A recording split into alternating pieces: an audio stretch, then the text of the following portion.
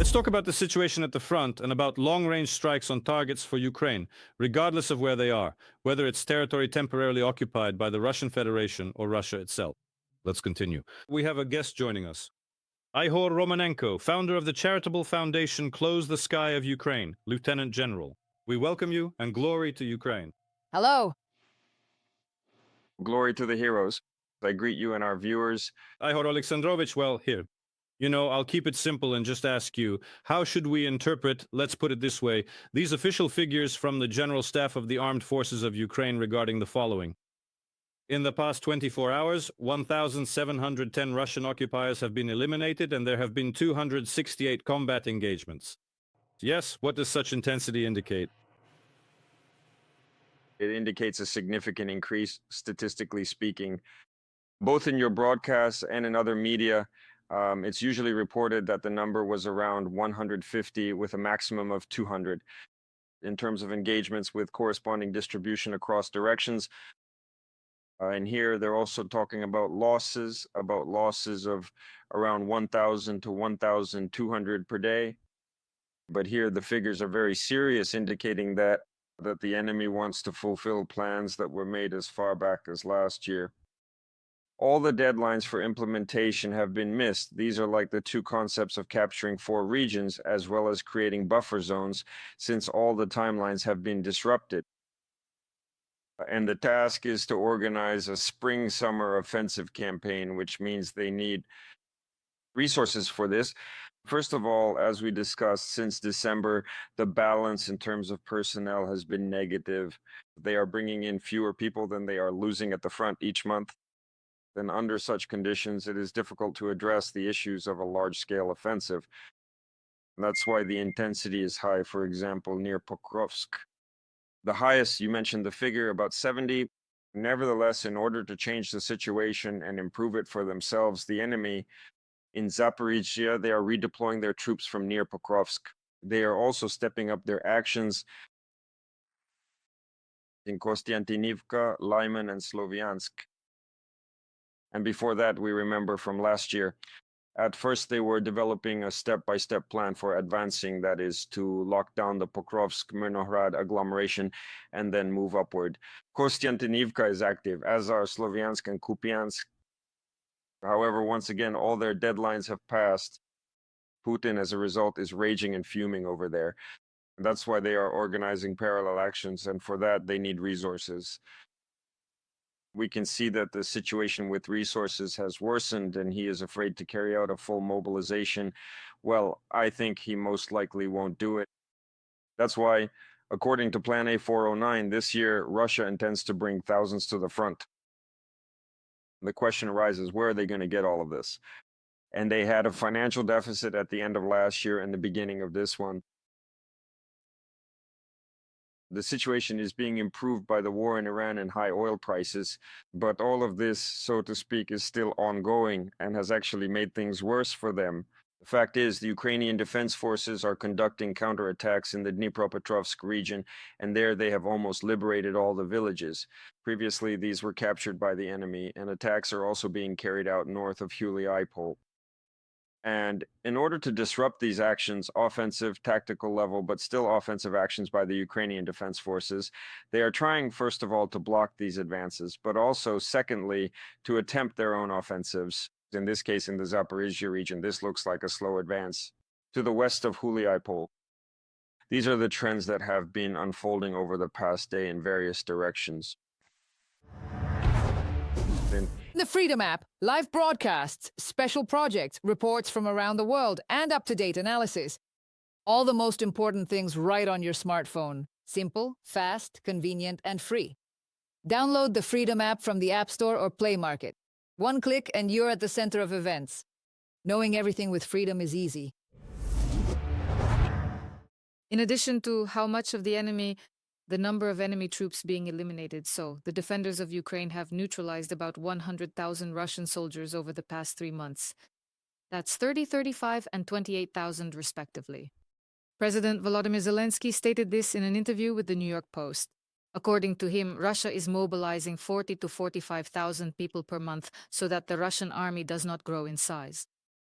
The Kremlin has not extended its aggression within the USSR. They must eliminate approximately the same number of enemy personnel.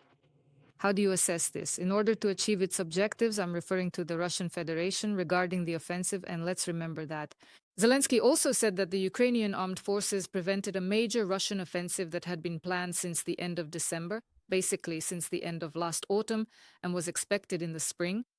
All of this was prevented. But regarding the next offensive, considering today's losses, does this mean it will simply be postponed?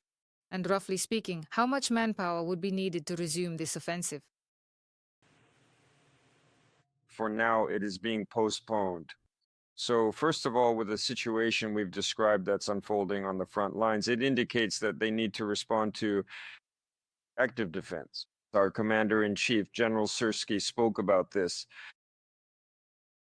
And since this is being done in this way, we talked about the counterattack in Dnipropetrovsk region and in Zaporizhia. It distracts their forces and prevents them from concentrating. And there are deadlines set according to the plans they formed at the end of last year for this year's campaign. These deadlines have been missed, essentially thanks to such actions. But if they manage to reach these 45,000 per month and they have 30 to 35,000, it means that a reserve still appears which can be formed. They planned for 9 divisions, 9 brigades supposedly, and in total 409,000. However, these are their plans. Last year, they also failed to meet these plans because they intended to form 14 divisions, but managed only 7. And the resources from these 7, for 2 or 3 of them, were already used up last year in those directions that were the most relevant and difficult for them in terms of fighting. That's Pokrovsk, Kupiansk, Huliaipole.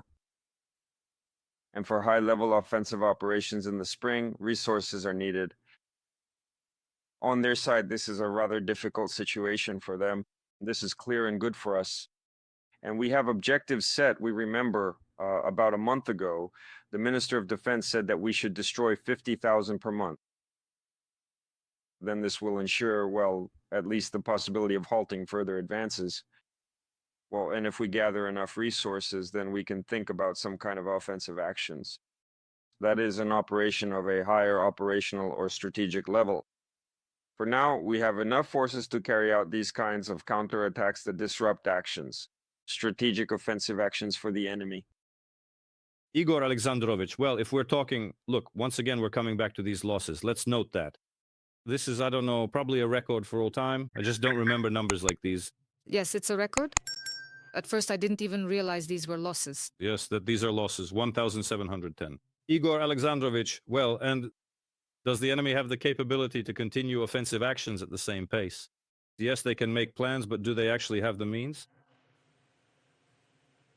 At the moment, under the current circumstances, which, as we've discussed, are aided by the defense forces of Ukraine, by actively disrupting these strategic plans, it means that their specific deadlines for execution are not being met, so they have to manage their limited available resources.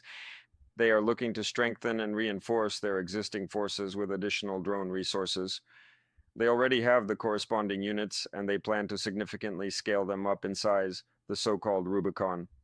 So their ultimate goal is to supply a much larger amount of specialized equipment, focusing primarily on drones, and they are looking for opportunities. This is one of the options, to recruit more operators.